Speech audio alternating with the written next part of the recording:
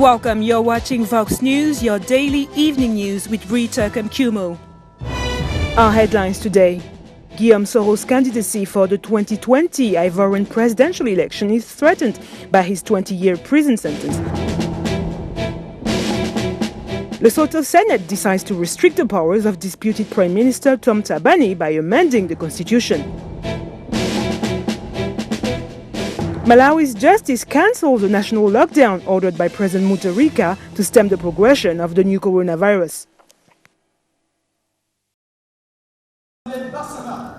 Our top story today, the former Ivorian Prime Minister and leader of the rebellion, Guillaume Soro, was sentenced to 20 years in prison for embezzlement on Tuesday.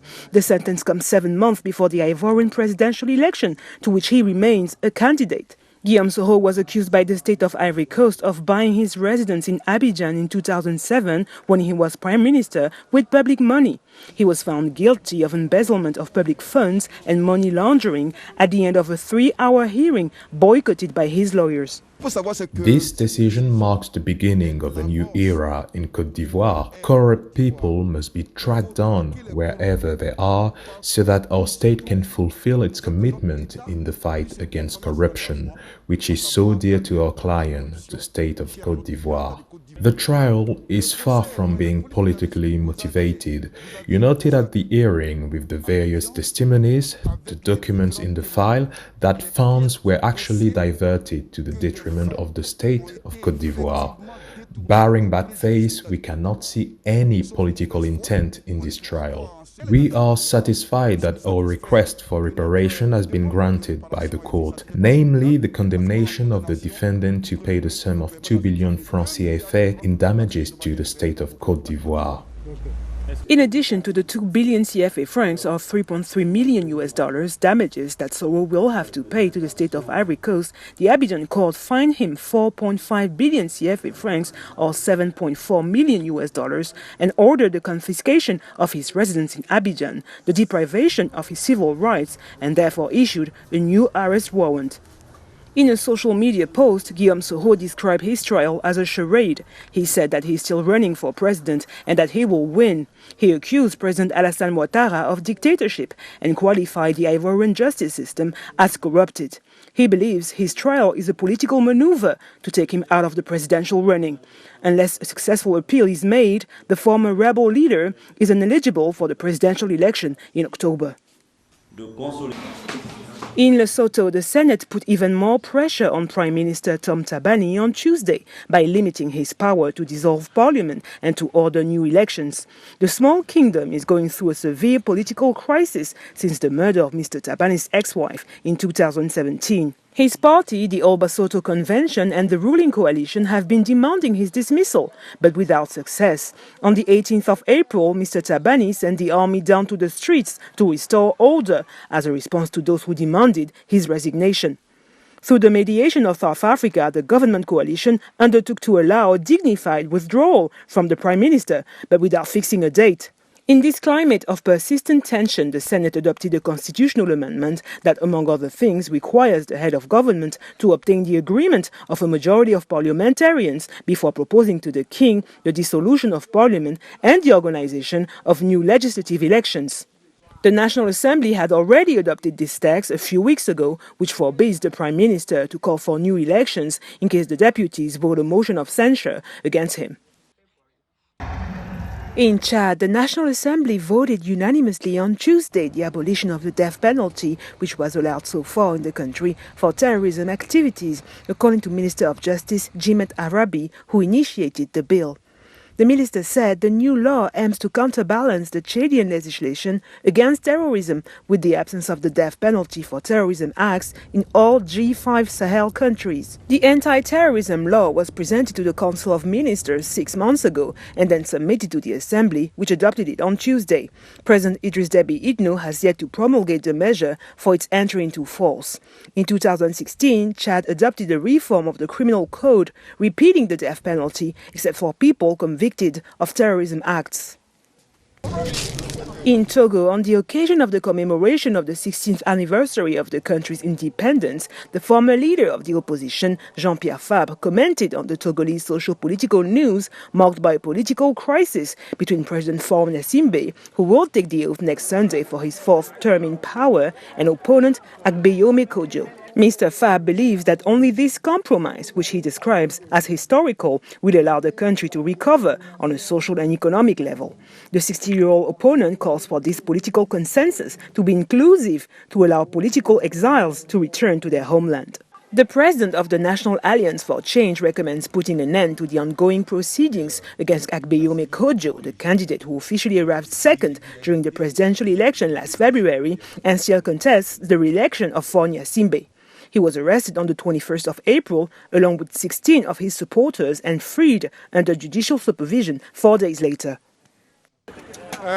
In Libya, the Tripoli-based government of national accord denounced on Tuesday yet another coup d'etat of its rival, Libya's eastern leader, Marshal Khalifa Haftar, who assured the day before that he had obtained the mandate of the people to govern the country.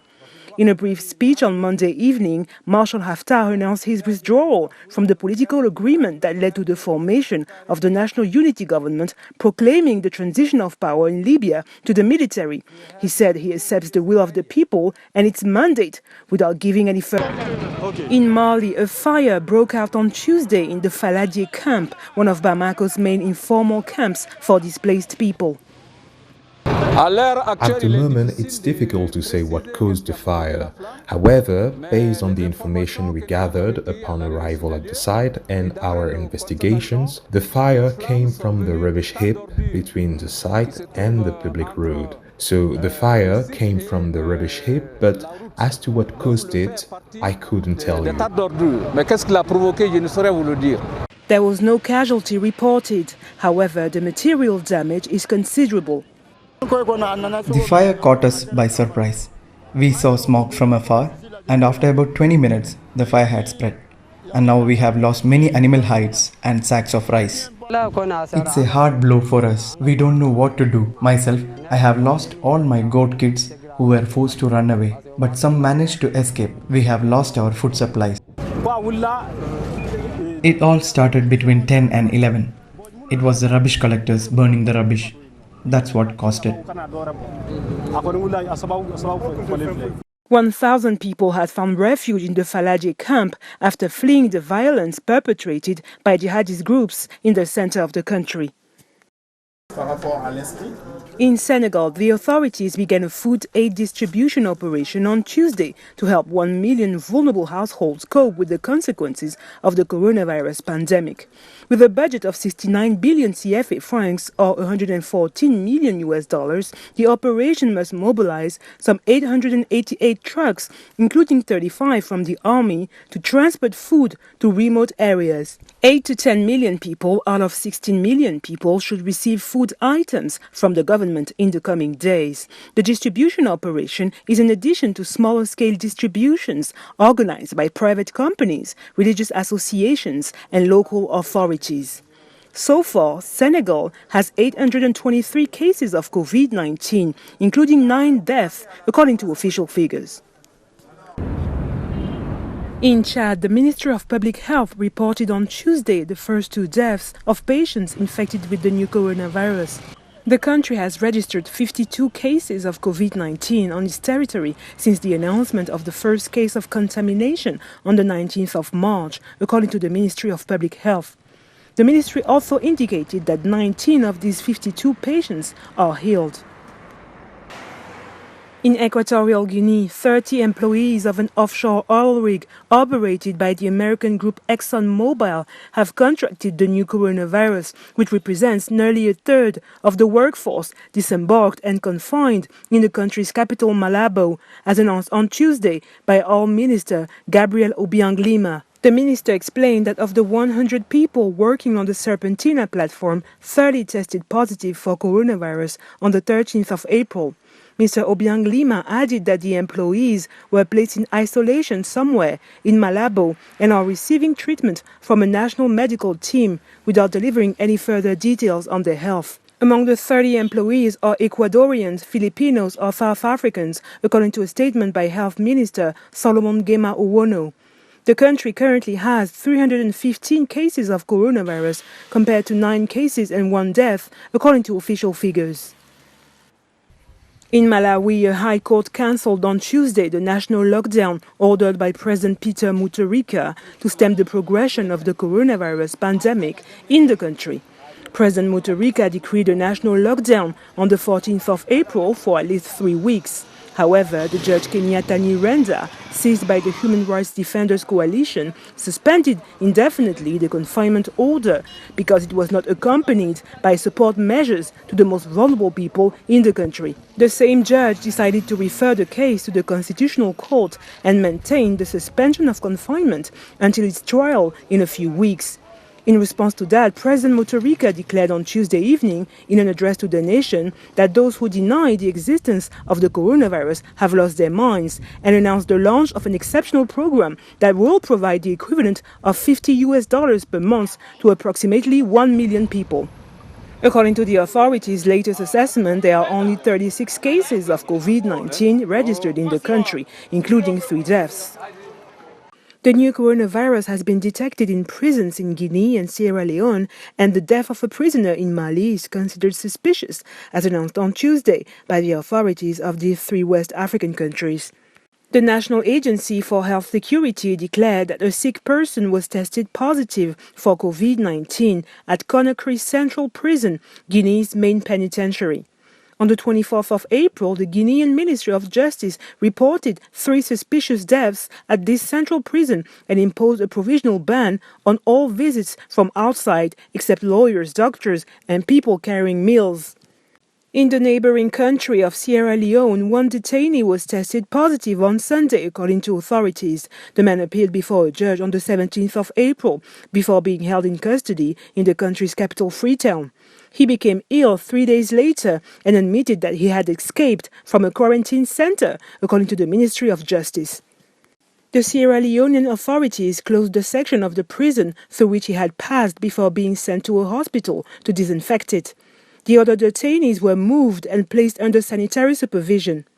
After the report of this new case, Sierra Leone, which counted 99 cases of COVID-19 and 4 deaths, also decided to suspend for 1 month the activities of courts and tribunals to avoid contamination during transfers of prisoners between police stations and courts and between courts and prisons. Meanwhile, in Mali, health authorities are running some tests after a detainee mysteriously died on Sunday in one of the country's prisons, according to a judicial source who did not name the prison. Mali currently has 408 cases of COVID-19 and 23 deaths, according to official figures. In Morocco, prisons are strongly affected by the new coronavirus. More than 300 positive new cases were detected in 3 prisons of the country following a screening campaign in the kingdom's 73 prisons, as announced by authorities on Tuesday. Of the 1,736 people tested in prisons, authorities have registered 313 cases of contamination so far. In the prison of Ouarzazate, in the south of the country, 303 positive cases were recorded. The other 2 prisons affected are those located in Marrakesh and Ksar Kebir, respectively located in the center and the south of the country, with 10 cases.